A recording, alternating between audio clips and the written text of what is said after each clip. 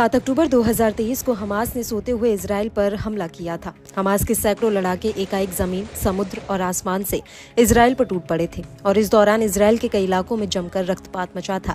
लेकिन इस पूरे हमले के बीच हमास के कई लड़ाके इजराइल की महिलाओं, बच्चों, बुजुर्गों और पुरुषों को गाजा में बंधक बनाकर उठा ले गए थे।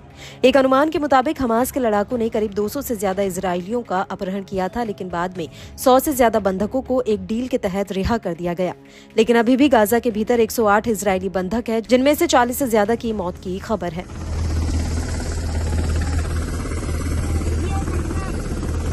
युद्ध के बीच इजराइल के भीतर इजरायली बंधकों का मुद्दा अब पीएम नेतन्याहू के लिए एक बहुत बड़ा सियासी तूफान बनकर आया है।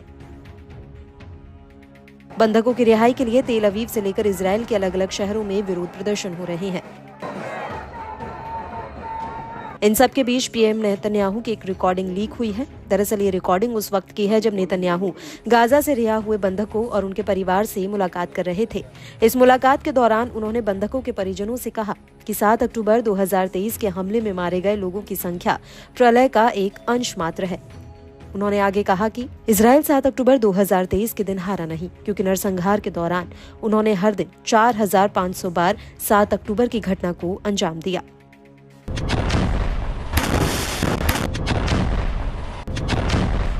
आपको बता दें कि इस मीटिंग के दौरान नेतन्याहू ने बंधकों की रिहाई की बात तो कही, लेकिन उनका पूरा फोकस हिजबुल्लाह और ईरान से होने वाले हमलों से बचने पर था। हालांकि ये टॉपिक इस मीटिंग का मुद्दा नहीं था, लेकिन फिर भी नेतन्याहू ने इस दौरान बंधकों के परिजनों से कहा कि बड़ी बात जो हमें और आपको पता चल गई है, हम समझते हैं कि हमारे आसपास हम सभी को मिटाने की योजना है। ईरान हमें मिटाने आ रहा है, हम सभी को मिटाने आ रहा है, हम पर नरक की आग बरसाने और हमें मिटाने आ रहा है। ये कोई विचार नहीं है, ये एक योजना है। वो एक साथ हमला करना चाहते हैं। सबसे पहले उन क्षेत्रों से जो उनके पास पहले से ही हैं, वे क्षेत्र जिन्हें हमने वापस ले लिया और उन्हें दे दिया।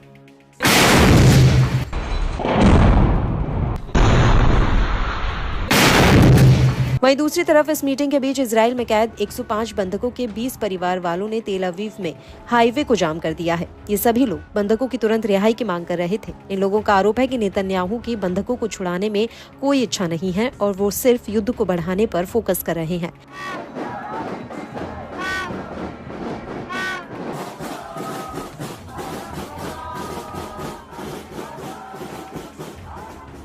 आपको बता दें कि जैसे जैसे समय आगे बढ़ रहा है, वैसे वैसे गाजा में बंधकों की रिहाई की उम्मीद कम हो रही है, क्योंकि 20 अगस्त को खान यूनिस में 5 बंधकों के शव मिले थे, जिनकी पोस्टमार्टम रिपोर्ट में गोली लगने की पुष्टि हुई थी।